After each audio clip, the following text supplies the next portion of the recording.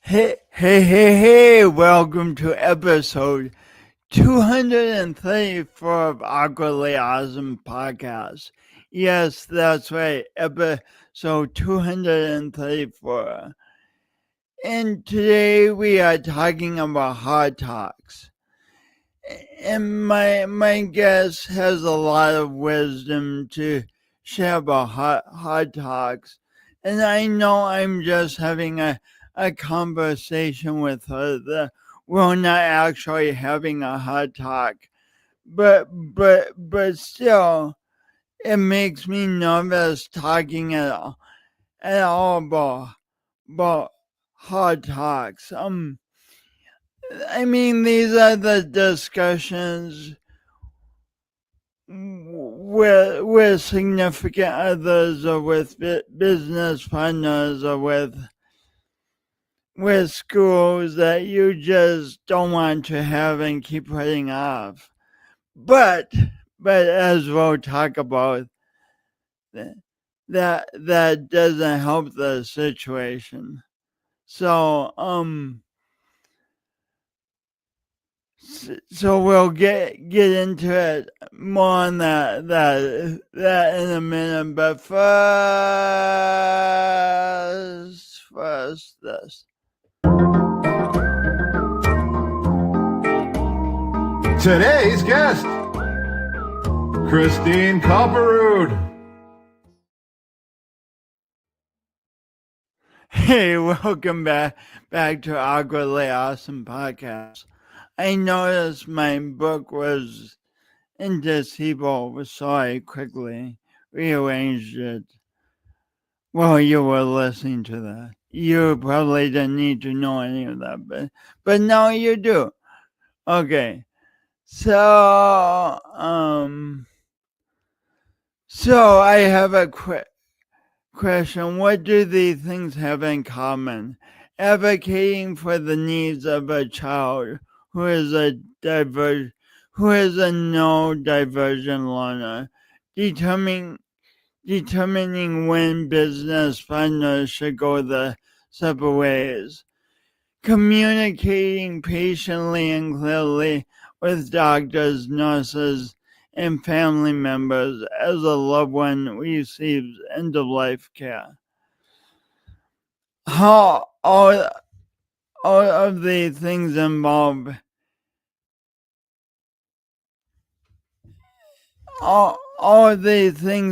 having what is often referred to as the hard talk. Yikes! A hard talk is a conversation that is emotionally challenging, uncomfortable, and unusually difficult or awkward to approach because of its sensitive nature, conflicting opinions, and the potential for hurt feelings. Basically, the type of conversation that humans, including me, love to avoid. Why do I mention this? Because my guest this week has specific trial by fire experience with each of these types of conversations. Let me tell you a bit more about her. As a writer and editor, Kristine specializes in business communication, grant writing, and creative legacy projects. She also is a prolific writer. Her work has won the Diana Woods Memorial Award for Creative Nonfiction at Lunch Ticket. She's been published in River Teeth, Creative Nonfiction, Hippocampus, if it's pronounced right, Literary Mama, HuffPost, and Pans.com. Her essay, Jaw Wiring, What You Need to Know, won the Flash Nonfiction Competition at Sweet a Literary Confection and was nominated for a Pushcup Prize. Please help me welcome Kristine to Awkwardly Awesome Podcast. Hey, Kristine, welcome. Hi, Jason. How are you? I'm good. I'm good. Where are you this morning? I am outdoors to eliminate indoor noise distraction, and I live on the west central coast of Florida. Is it hot? No, not this time of year. Will be later in the summer, but no, the working temperatures outdoors are usually pleasant until late afternoon. That's sounds awesome. The working temperatures outdoors in South Dakota are often not pleasant. I'm from Nebraska, so I understand. I Yeah. understand what you're talking about. So if I where in Nebraska did you grow up? I am from Wayne, Nebraska, which is in the northeast corner. Um, you and I met in college in South Dakota, and that is probably 2 hours from my hometown. So just south of the South Dakota border.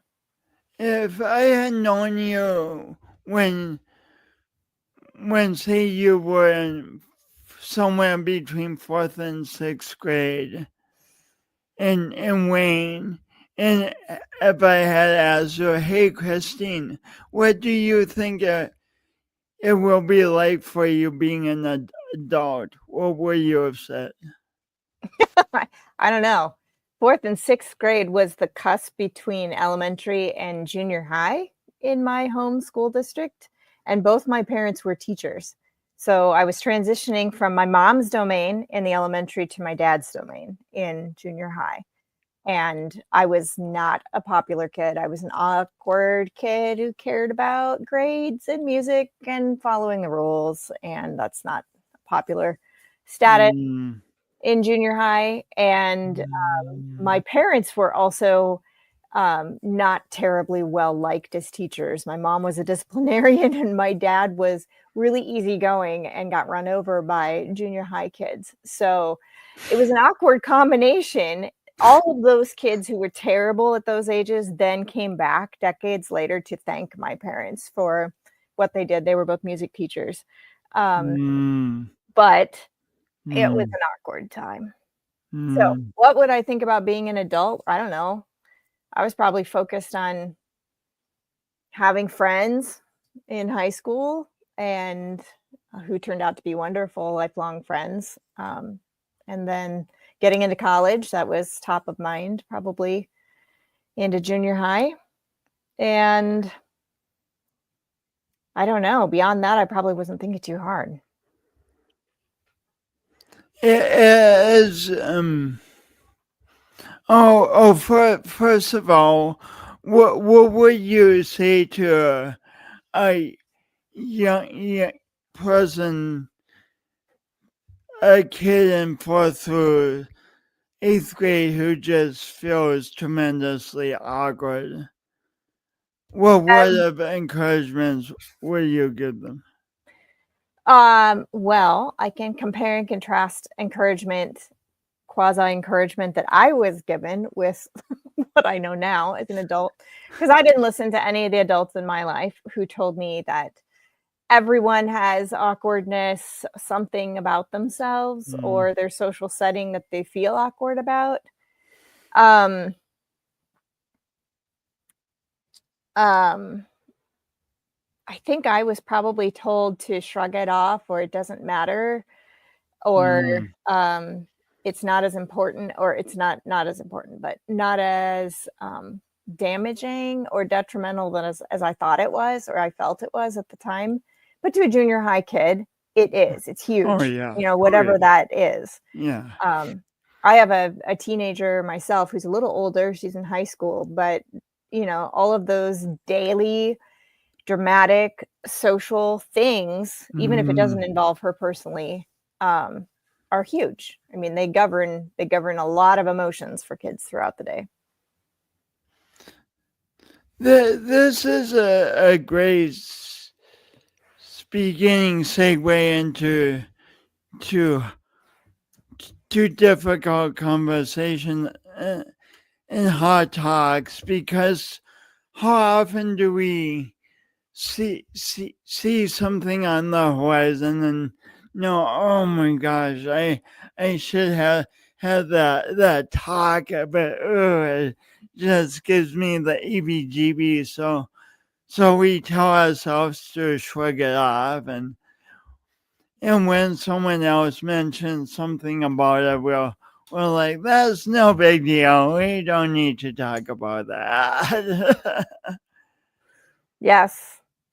I grew up in, I can say, because this is good, important background information, that I grew up in a very stoic, Midwestern, Norwegian Lutheran foundational culture. And so I'm naturally conflict averse.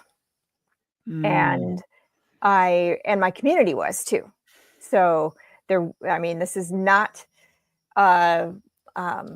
confrontational, get to the bottom of it kind of culture. And so I didn't really learn that about myself, and I didn't learn very many skills for needing to approach conversations that had to be had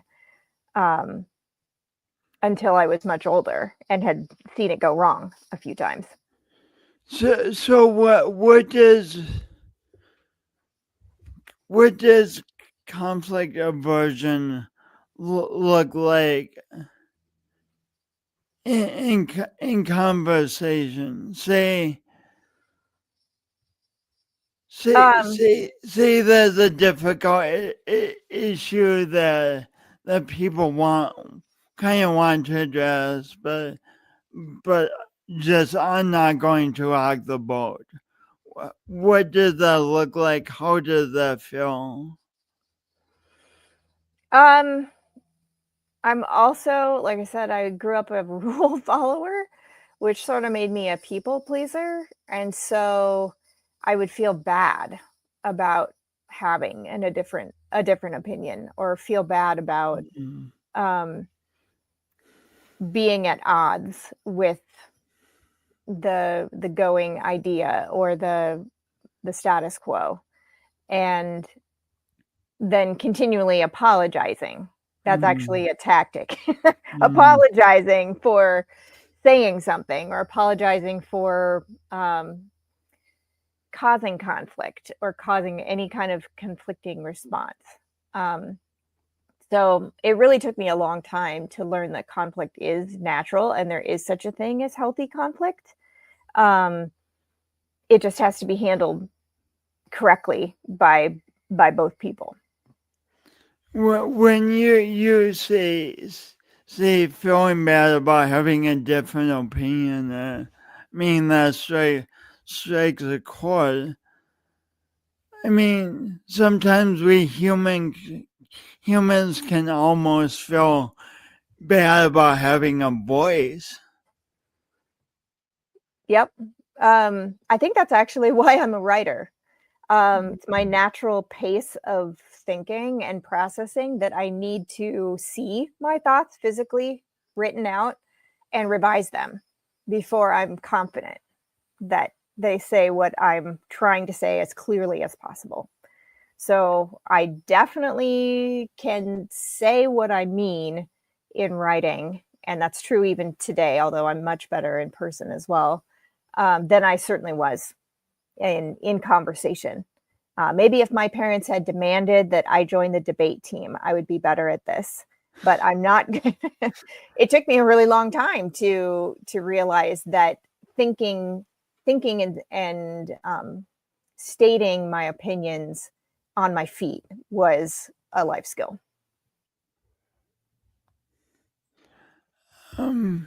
You bring up such a crucial thing about difficult conversations. Often, especially when we try to avoid them and dance around them, and all the pressure builds and builds and builds until they finally kind of erupt. Often, the pace of that conversation at that point is uncomfortably fast. We don't have time to think. and we just are not at our best in those moments. Yeah. And those are biological. Once part of your fight or flight response is triggered, either by your own insecurity or by the nature of the conversation or the content of the conversation, you have to be aware that you are triggered. Otherwise, you fall prey to it and you get more and more anxious, or just more and more reactive, and get on the path to saying things you don't mean. How did you develop more awareness about when you are triggered? Well, I can attribute some mindfulness practice. First of all, I'm a voracious reader of various different things, and I was lucky in midlife to stumble into some practices and some nonprofit organizations that were teaching these practices in community. So one of them is narrative medicine, which is actually a school originally. It's a skill set, a toolkit developed at Columbia University that teaches people in the medical professions, and now a wider audience, including myself and other creatives, to employ close listening and close reading of both conversations and literal text to slow down the process of response and to pay close attention to what's actually in front of you, whether it's exactly what someone is saying, the cues they're giving off, the matter at hand, as opposed to getting really wrapped up in the story you're telling yourself about how right you are, or the next thing you need to say, or making it more of an argument. So that's one skill. The other is mindfulness and meditation practice. I am not a sit on the cushion for 20 minutes kind of Zen master. I like the idea of micro practices and just micro awareness, which is the same skill. It's actually just listening, close listening, paying close attention, anchoring yourself in what is right now, what is happening right now. And those things have taught me to hear my own thoughts more clearly so that I can tell when I'm starting to tell myself a story, or I'm starting to have strong opinions that are going to shut out whoever is offering a conflicting opinion.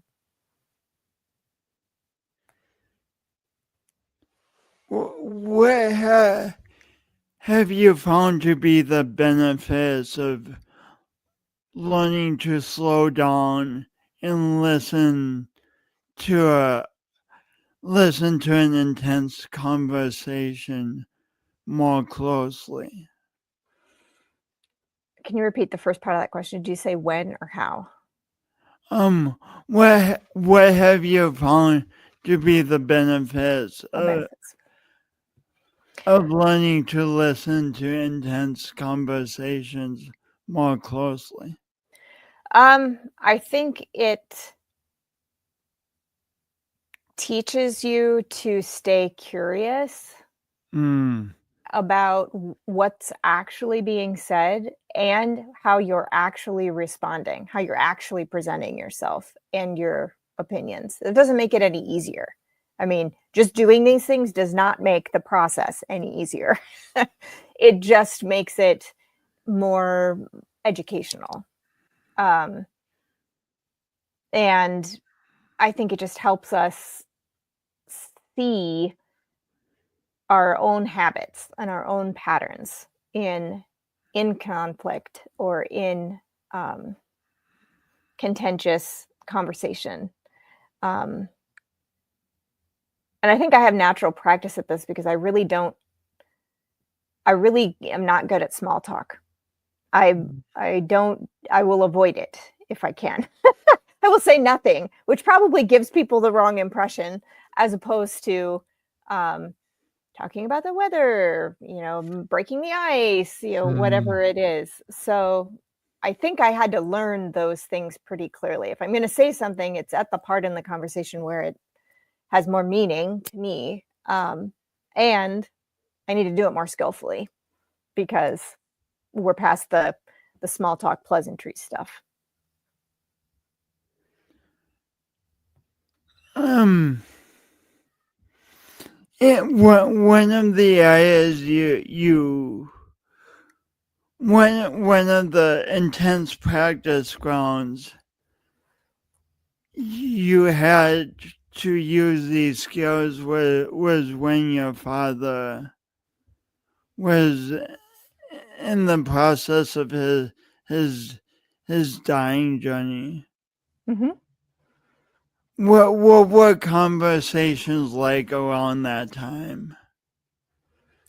This is the number for context. This was a few years ago. My dad died of lymphoma in what to me felt like a very untimely portion of his life. So it's nearly 10 years ago now. I was 10 years younger and didn't have some of these skills quite as clearly defined. But those conversations, or the points at which I felt they were difficult, was helping both my parents, my mom was his caregiver, navigate the medical establishment,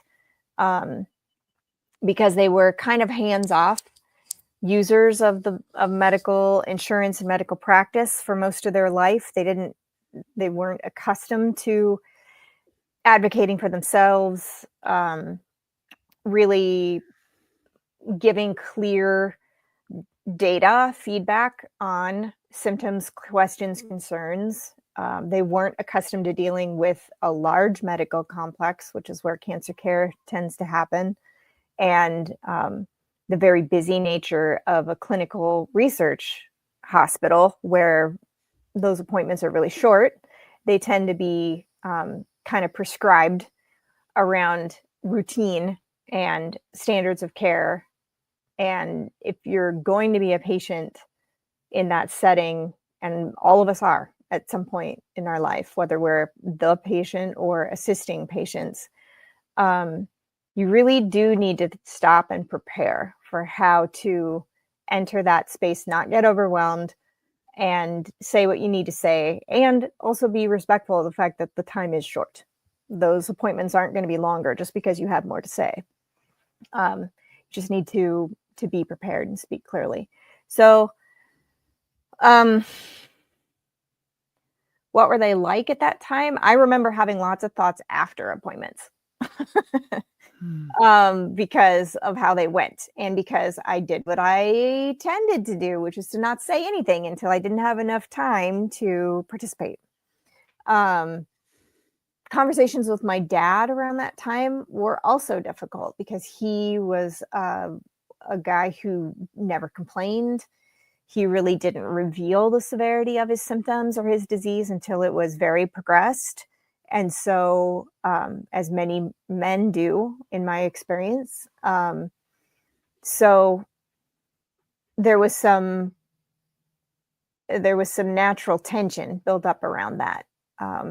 Suddenly we were talking about things that we hadn't planned to talk about, hadn't felt we needed to talk about. Lots of end-of-life planning, estate planning,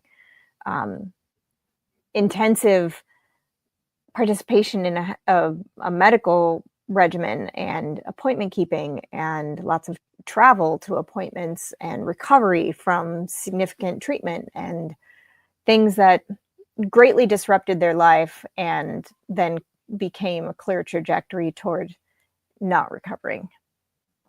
And that was, I can't say there were too many words around that conversation. It was sort of an awareness in our family, but none of us being very, all of us being conflict averse, it wasn't something we really came together to talk about at length. Although I did ask my dad a couple key questions throughout, very close to the end. I asked him if he was afraid, and I don't think he answered me. But I'm glad I was there. I was there to ask. And, the human brain does a lot of things toward the end of life. There's just a lot going on biologically as the body shuts down. And and the brain does process its preoccupations, cares, concerns, things that are causing anxiety, things that need to be resolved. And we were able to do that because we were together for the last, all of us were together for the last probably 3 weeks of his life in home hospice. So I was glad we were able to do that and have the resources to do that. And unfortunately, it's again one of those situations where you really can't tell how valuable every single moment is until you don't have them anymore. And it's even knowing it's very frustrating because the pace of dying is not the pace of living, and you just have to let your other preoccupations go, whether it's work, family, regular commitments, your pace of living. You have to let it go and just try to stay in that really hard space. The whole process sounds amazingly tough. It is tough. It's totally natural. And it's going to catch up with all of us at some point. Although no two deaths are the same. That's really the uniqueness and the miracle of it. But it can be longer than any of us are comfortable with. If we're framing this as a hard conversation, it's a much longer conversation than we could be prepared for. And sometimes you have to just readjust and recalibrate and be aware that you just can't solve it and be done with it anytime soon. Speaking of preparation, how should families, or how could families consider preparing for this? Well, I should also disclose that I am a trained death doula. So I do have a little bit of formal background in how this works. I was inspired to learn more about it and to get formal certification because of my dad's experience and other deaths in my immediate family. Well, first of all, what is a death doula? A death doula, and you might see this in national headlines. There's a little bit of momentum around a national awareness, but it's basically a non-medical caregiver, part of the care team for someone who is dying and their family. So they provide non-medical care and support, sometimes a lot of organization or a lot of education for patients and their families. For most people, at least in this country, the process of approaching death is highly medicalized, and those encounters are sometimes very short. Again, you're working with a medical professional and or a nurse, even a hospice nurse, who aren't there all the time. They can't be at the bedside all the time. And not that a doula might also be at the bedside, they certainly could. But they're just more available to help answer questions and resolve some of the anxiety, panic, guilt, regret, a lot of those big emotions that come out when people are become very aware that time is short. So ways to prepare are to start talking about it.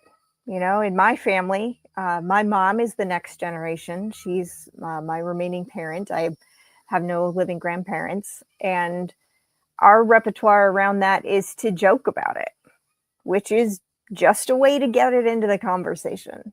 You know, if we're joking about her driving or my driving or her, challenges or hiccups living alone, or things she enjoys about living alone, just starting about all those conversations with an eye toward when things change. And it could be a process of aging. It could be a process of a more defined medical decline, but just finding ways to talk about it is a good start. And then there are some formal tools that can kind of give you some structure, like estate planning, looking together at your will, looking together at trust planning, looking together at your advanced care directives and who you want to be your medical advocate, or your legal advocate, financial advocate. Filling out those forms and getting them on file gives people a lot of, brings them a lot of peace and relief. That's not to say they're permanent. You can still go back and revise them. They're like a business plan, actually. You get everything done, put it in a file, and go back to it. You can change your mind. Life changes, relationships change. But just starting at that point puts a lot of those questions out on the table. And if you're comfortable answering them now, great. And if you're not, there's room to come back and do it later. But it's best to know what the questions are going to be before there's a medical crisis.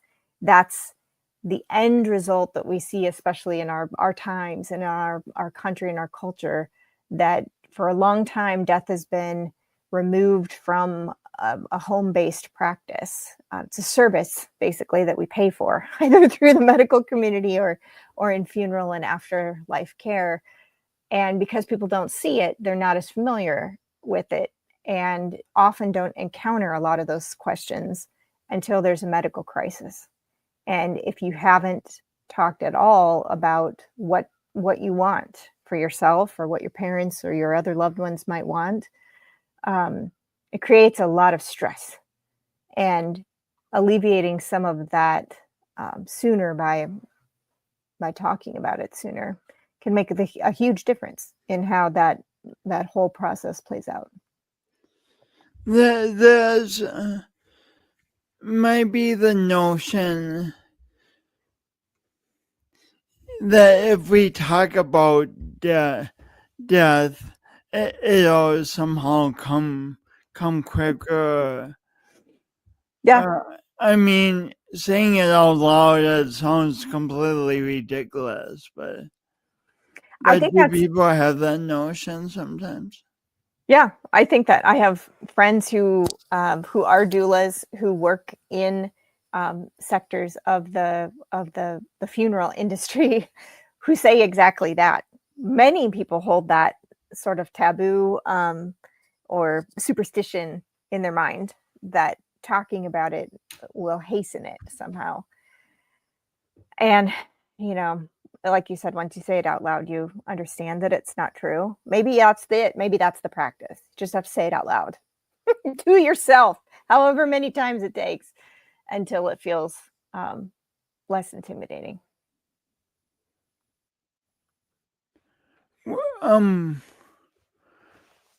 So sometimes timing can be everything in having a successful conversation. What would you say about times not to have conversations about death and dying? About the times not to and the times to have them?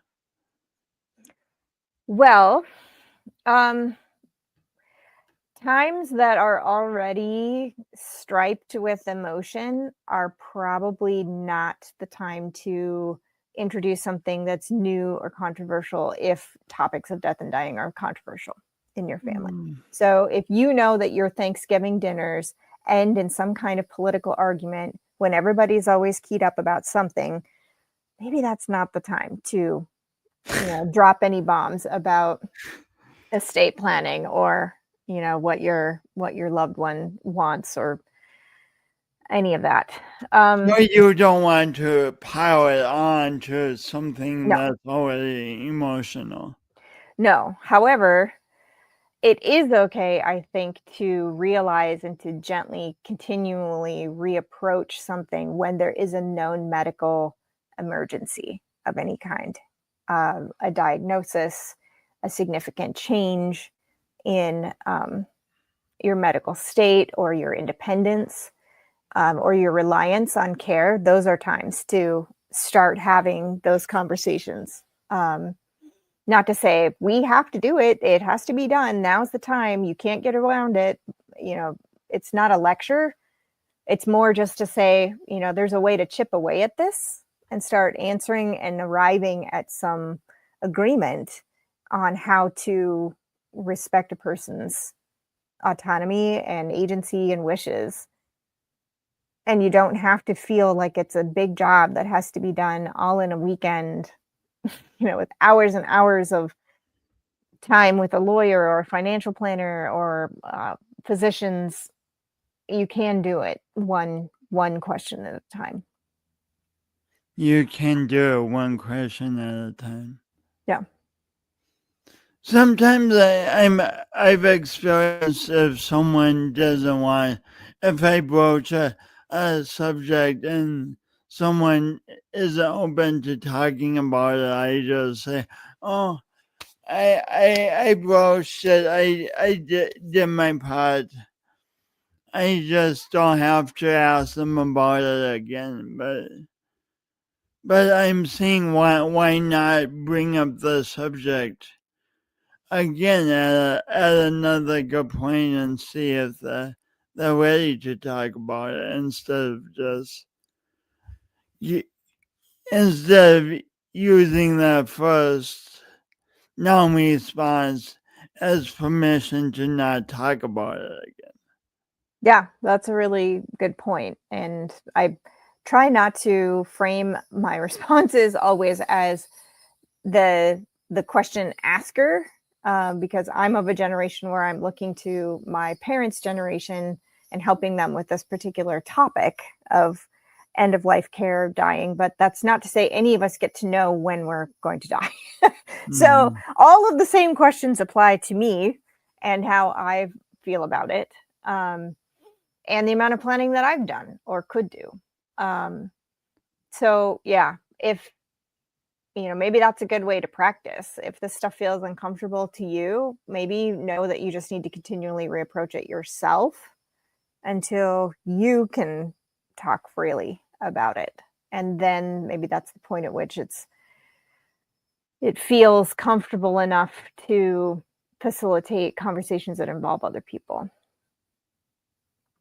So you wouldn't always just ask someone a question.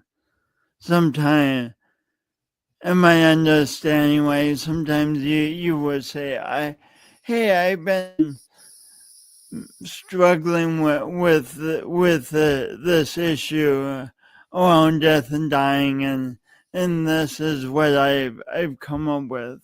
What do you think?" Yeah, oftentimes asking people to tell you a story.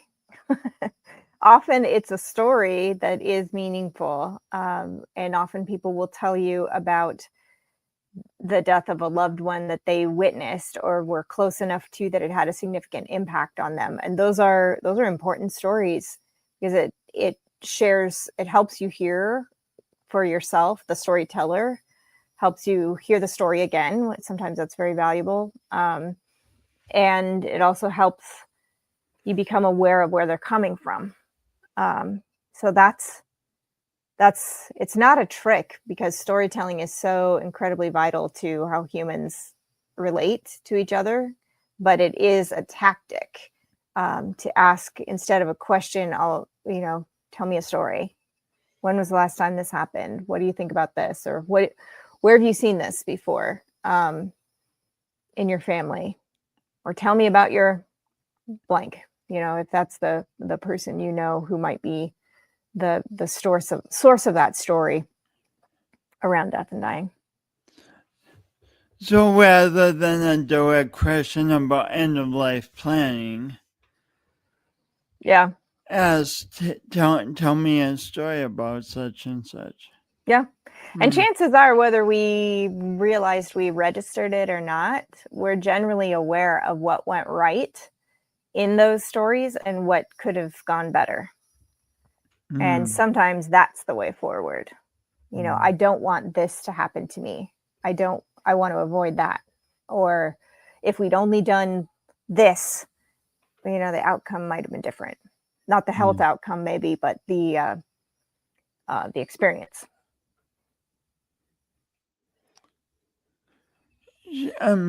Powerful, powerful stuff.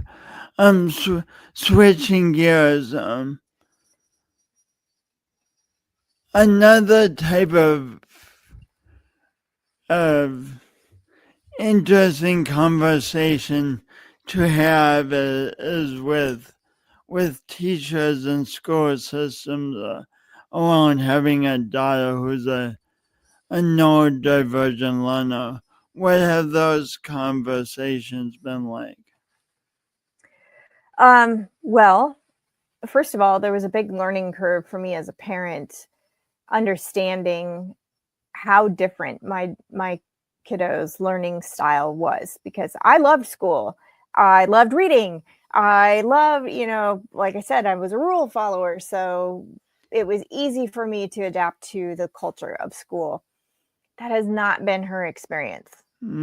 She was born very early and and her vision is affected. And because her vision is affected, her reading is affected. And that has been a hurdle for her that I didn't really fully understand until there was significant amounts of independent reading required in her educational process in junior high. And that was the point I really buckled down and read through her independent, her individualized educational plan, her IEP, and got to know the service professionals in the school districts who are responsible for a lot of paperwork surrounding the service of those plans. So that's what I learned, that it's a heavy burden for the school districts to manage individualized learning plans. And that has nothing to do with the quality of the plans. It's just it's a big job. And learning what their processes are, what they're looking for, what they need, what their timeline is, what kind of feedback they need from parents, was helpful. And then on top of all of that, I realized there was a need to participate. It's not just a once a year annual review meeting. It's a lot closer communication with those service providers and with teachers who are just trying to make sure they're checking all the boxes of that learning plan so that the whole educational process is supported. And it took me a long time, at least I felt, to understand how their system works, because I was entering their system and finding the best way through for my student, and to learn the ways that are helpful to them to enhance how they can provide service, as opposed to becoming a greater burden by being a family that they need to provide services to. They're required by law to provide services to, but that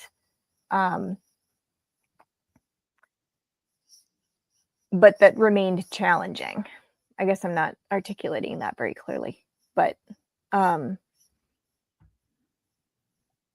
the conversations that made me wake up and realize this required more of my attention were when my daughter was younger. And IEP meetings tend to involve a lot of staff. So first of all, they cost schools a lot to get everybody in the room to meet about the records and the requirements for one student.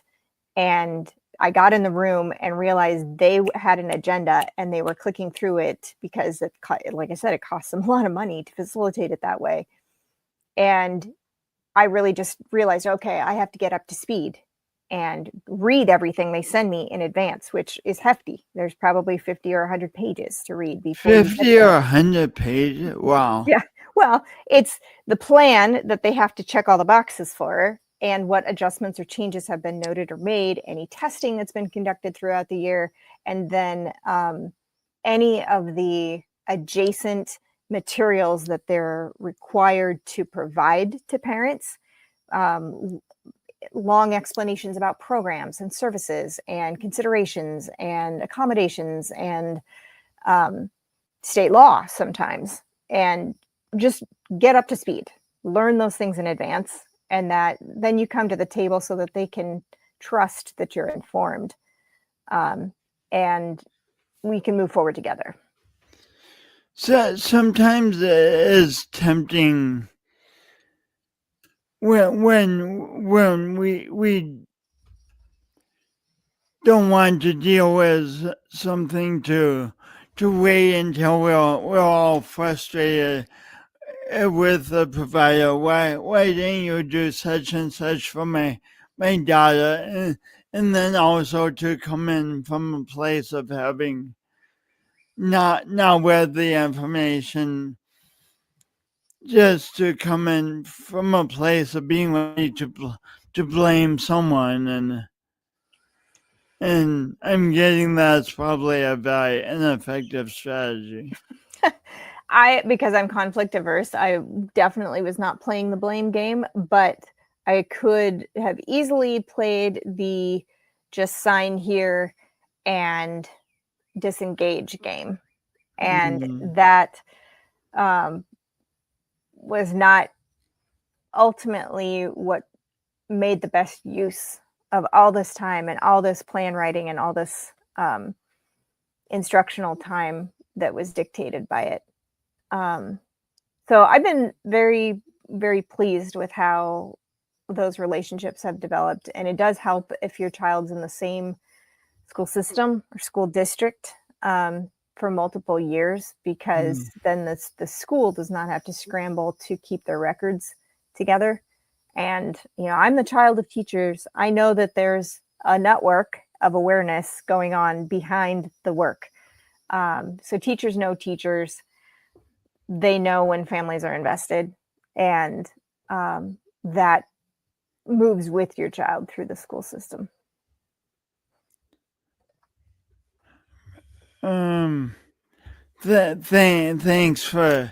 Thanks for giving that background and those ideas. I know a lot of families have kiddos with unique needs, and navigating the school system and making it an empowering experience for everyone can be challenging.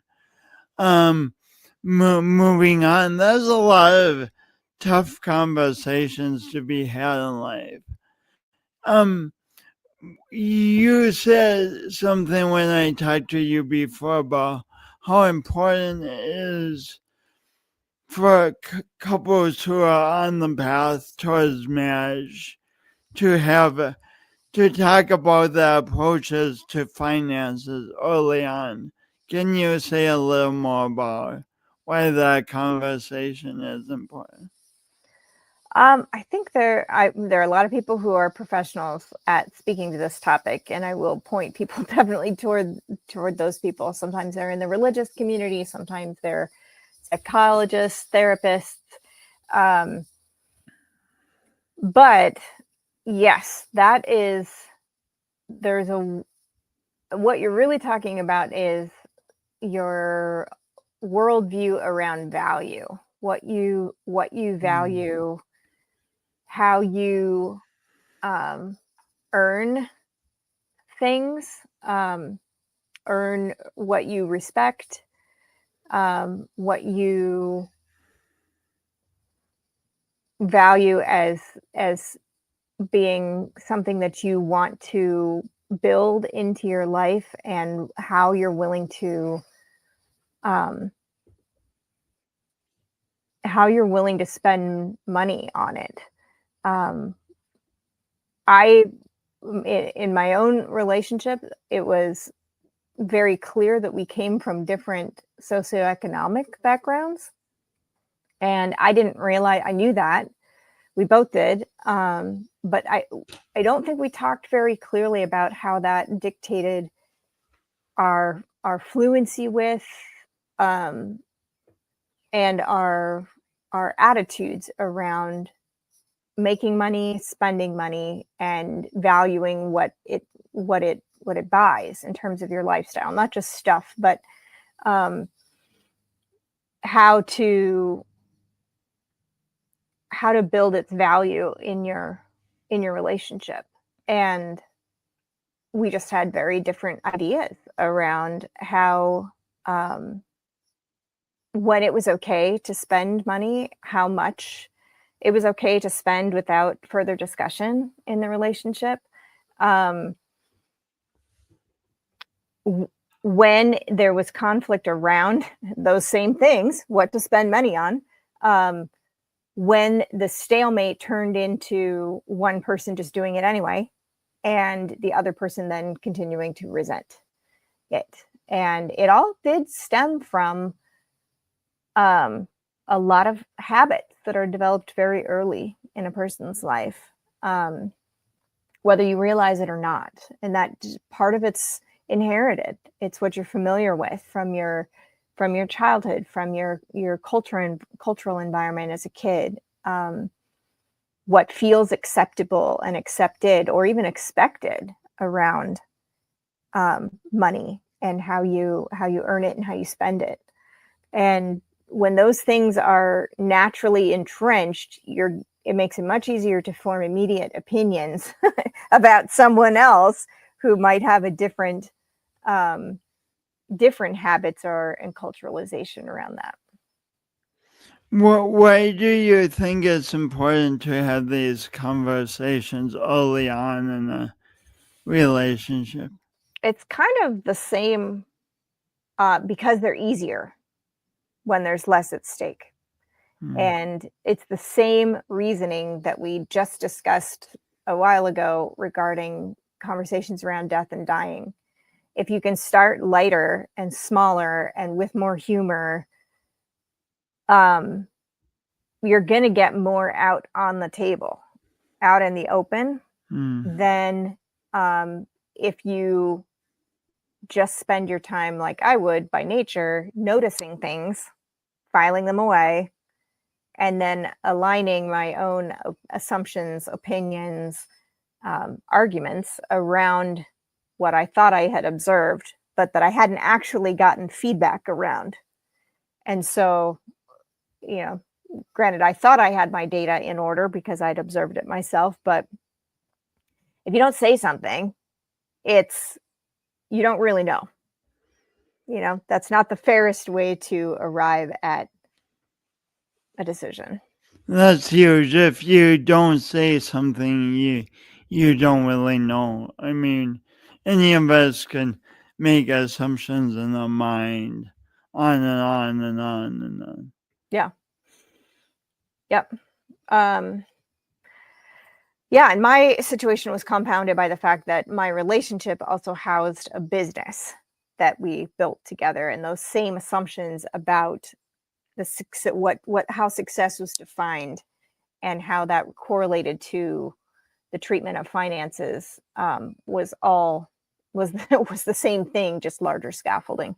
So communication in a business isn't always easy.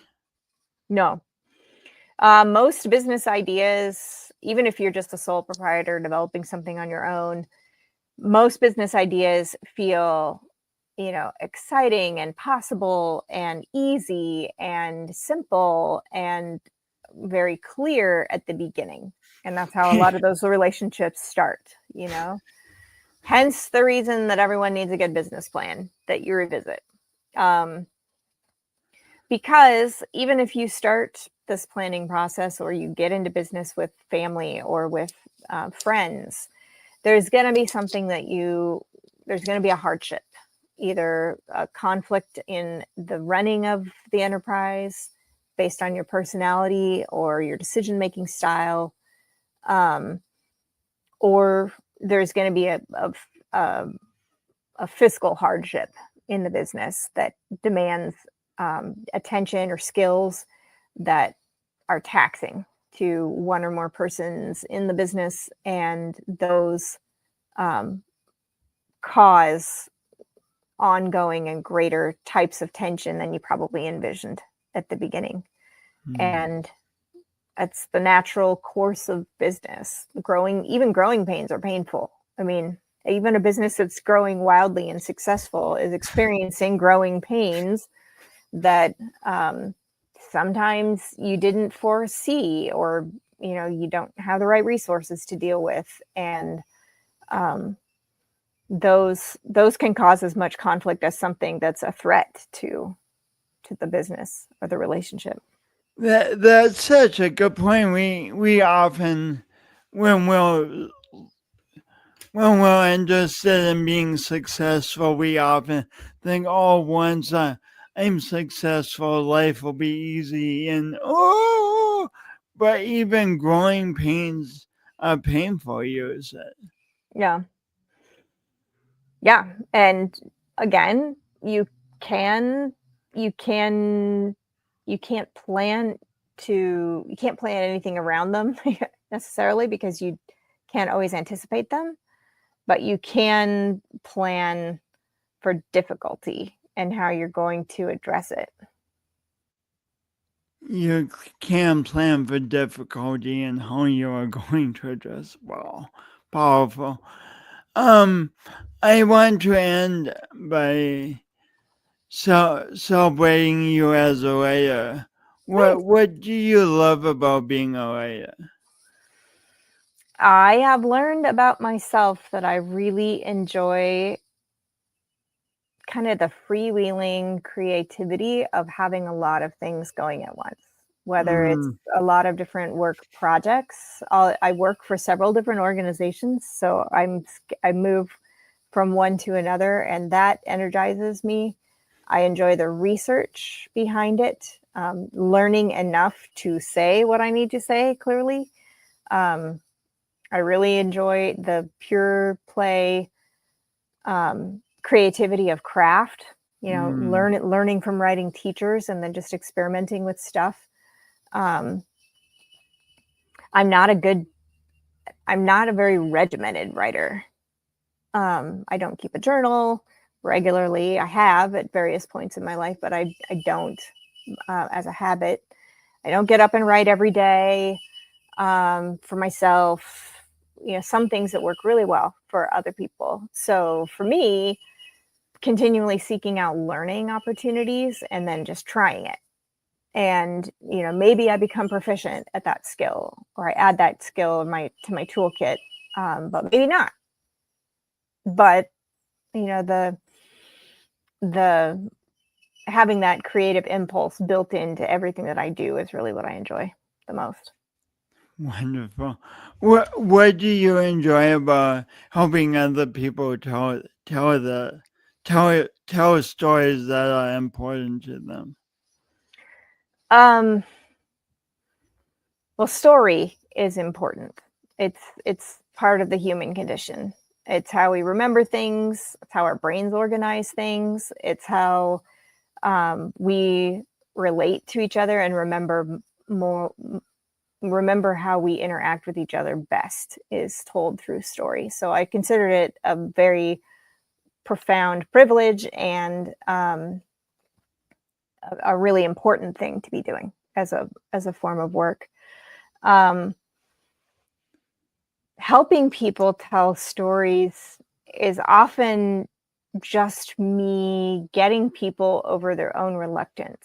I think there's something that happens to a lot of people, fortunately not me, but to a lot of people, that tells them they can't tell their story. Either that it's not valuable, it's not important, that they can't write, or they can't spell, or they can't, something that really stifles that impulse to continue to tell their story. And I'm not diagnosing that in every interview or every project that I'm working on, but often there's an element of that there's just a little bit of help needed to put this story on paper, or to get it out in the world in some other way. And that seems to, and people appreciate that. It's, once we have something that we're done with, it makes people feel good that they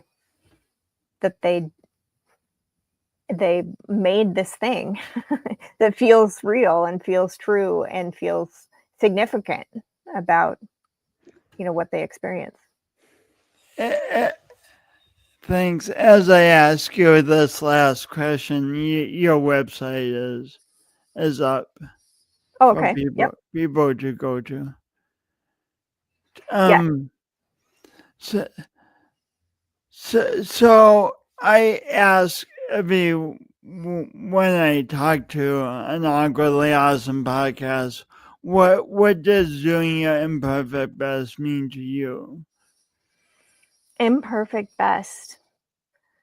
Well, it took me a long time to realize that I have perfectionistic tendencies and that held me back. It's part of why I never said anything, because I wasn't sure I could say things as clearly or as completely as I wanted. And so imperfectly best is, I think, just a phenomenon of middle life, Jason. I think that's what happens. A We realize phenomenon of what? of middle life, that we realize by the time we're middle aged that nothing is perfect. No one is perfect. And all you can do is try. And, by the process of failing forward, as they say, you also do realize what you're good at, what you have gained some skill around and you have some mastery around, and how that's helpful to your own work and to other people. But it's a lot of humility and vulnerability, and it just is. Yeah, that's so good, Kristine. Thank you so much for being on and sharing and talking about the these tough subjects that we often like to avoid, but if we approach differently, can have major positive impacts on our life. That's so exciting. Yeah, thanks. And please, I'm going to end the broadcast, but please stay on for a few minutes. Just things need to upload and stuff. Okay. And to the rest of you watching, you might notice that sometimes I just slouch low in my seat, so I'm going to sit up again. To all of you, thanks for watching and considering these important things. If you have questions, please share them or comments. Not only do Kristine and I enjoy them, but they could help others looking at the comment feature be like, oh, I didn't think of it that way. Oh, that's a good idea. That's so fun. So thanks for watching. Thanks for supporting. Thanks for your input. And tune in for another episode next week where I'll be interviewing and having an awkwardly awesome podcast conversation with a guest or multiple guests. Until then, remember, you are the best and only you in the world. Thanks so much for being you. And smile.